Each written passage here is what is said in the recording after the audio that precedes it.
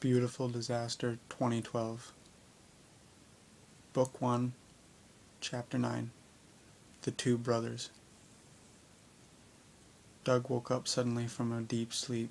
It was much brighter out, but the sun wasn't out yet. The sound of water moving in the wind could be heard. It was no longer raining, and the clouds were clearing up in the sky. Doug looked around the slightly lit up roof and saw everyone else sound asleep. There was the average group of people still awake, and he only saw 2 teachers.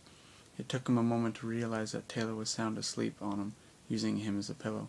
He laughed to himself and quietly lifted her off him, and he stood up and stretched. He was rather stiff and sore from sleeping against a hard wall all night. He noticed Tobin and Nick standing a short distance away, and he decided to make his way over to them. "You guys get any sleep?" asked Doug, and Tobin turned and nodded. "Yeah, I got a little bit," he said. Nick looked away in the other direction and over the edge of the side of the school. The water had gone down a bit, and they knew they could not enter the 3rd floor. When Nick looked back, Doug was staring at him. "Yeah, I got a little sleep too," he said. "That's good. But can you explain who that dark figure is and what these are?" asked Doug suddenly, which pointed at Nick's beam sword. Tobin spoke up. "Yeah, Nick was telling me some stuff. But don't freak out. You're wanted," said Tobin, and Doug raised his hand up to his head. "Go on," he said, sounding a little angry.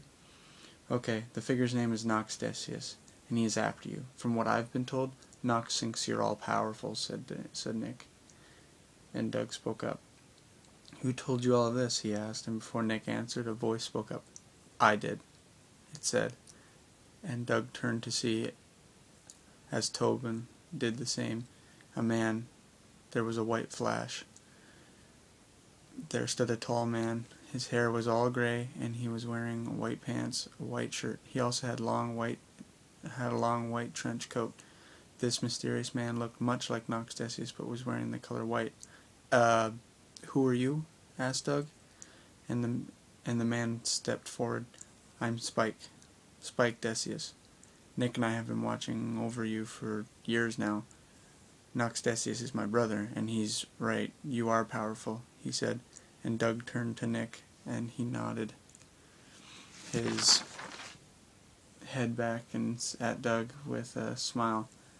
"I'm just a normal teenage kid," said Doug slowly. "See? He doesn't understand," came an eerie voice. "Well, that's 'cause I just told him," screamed Spike, and when he turned away from Doug, the four of them could see Nox Decius standing a little more than a meter away from them. "Well, my older brother, didn't Mom ever tell you not to talk to strangers?" said Nox, and Spike stepped forward to face him. "She did, but not long before you killed her," said Spike. Doug was rather confused. This Spike and Nox were brothers, but were completely opposite. He could see everyone looking rather afraid against the wall.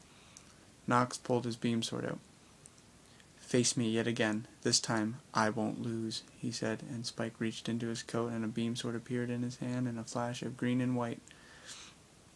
It was almost blinding. Nick turned suddenly. A helicopter in the distance.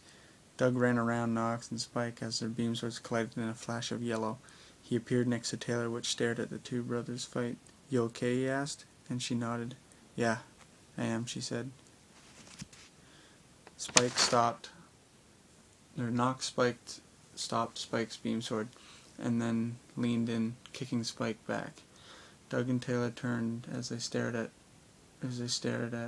right into Nox's face. "You're coming with me," said Nox, and Doug felt his warm breath on his face. Taylor gave a scream. Tobin helped Spike to his feet. Nick looked over again and saw the dark helicopter moving closer. To be continued in Chapter 10.